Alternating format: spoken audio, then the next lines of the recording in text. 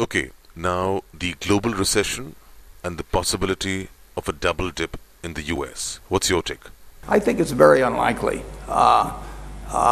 Certainly, I don't think those events would lead to a global recession. There are powerful forces moving in the other direction. That doesn't mean something couldn't happen, but I would regard the probabilities that the world will be doing better economically, and specifically the United States, where I focus most of my thinking on. But I think that the odds are very, very strongly in favor of the improvement that I keep seeing month by month continuing. We've had improvement in Europe, and certainly had improvement in the United States. The one big exception, and it's an important exception in terms of the economy, is in residential construction. But we simply built too many houses and apartment units for a number of years in the United States. You know, we were creating a couple of million housing units, and we were creating about 1 million households a year. Well, surprise, if you keep doing that, you have too many housing units after a while. And, you know, there are only three things you can do. You can blow up a bunch of houses, you know, and maybe blow up a couple million houses and you take care of the surplus, you know, or you can do something to increase the number of households, like encouraging 13-year-olds to start cohabiting or something of the sort. Or you can just produce 400,000 or 500,000 units while we create 1 million, and then you work off the surplus inventory. And that's what we've been doing for a while. And how long that will take to run its course, I don't know. But I know it's the right thing to do. We do not want to stimulate housing in the United States right now. That would be a terrible mistake. Mr. Buffett, even though gold is considered unproductive, and it is, the fact of the matter is that both gold and oil have given far better returns than equity. Would you like to shift into these commodities? Well, the whole idea of investment is to lay out money to get more money back later on, right? And if you buy a farm, or you buy an apartment house, or you buy into a business, either one you own directly or one you own a piece of through stocks, you are buying into an asset that you expect to produce something later on. Now, if I buy a farm like I did 25 years ago in Nebraska, I bought a farm, 400 acres.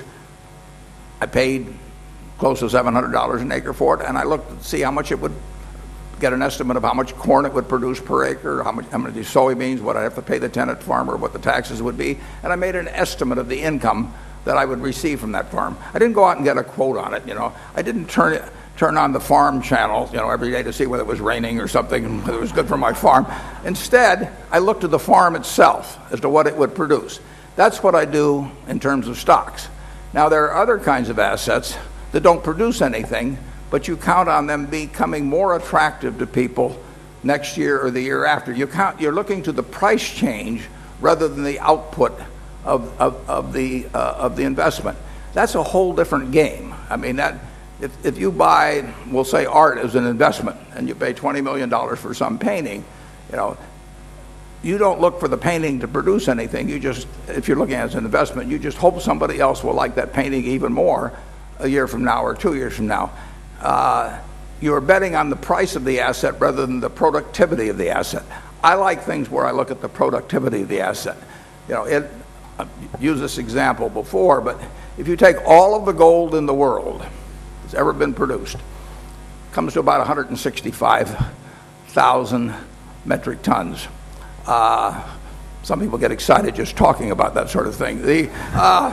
But if you put that all together in a cube, you would have a cube that's about 67 feet on a side. So we can take something maybe about the length of this hall here and have a cube like that, and that would be all the gold in the world. That gold at present prices is selling for $7 trillion. So that cube is a $7 trillion asset. Now, all of the stock market in the United States, I don't know the exact figure now, might be 20 trillion. So would you rather have a third of all of the businesses that exist in the United States, or would you rather have that cube to look at? That cube, if you take all of the farmland in the United States, there's about 1 billion acres of farmland. That's a little over 1.5 million square miles, about half of the continental United States. If you take all of the farmland in the United States, that 1 billion acres, you add in 7 Exxon Mobils, and then leave yourself $1 trillion for kind of walking around incidentals, That would be the value of that cube. Now, would I rather have that cube, 67 feet on each side of gold, or would I rather have all the farmland in the United States plus 7 Exxon Mobils plus $1 trillion to stick in my pocket? I think that's kind of an easy decision.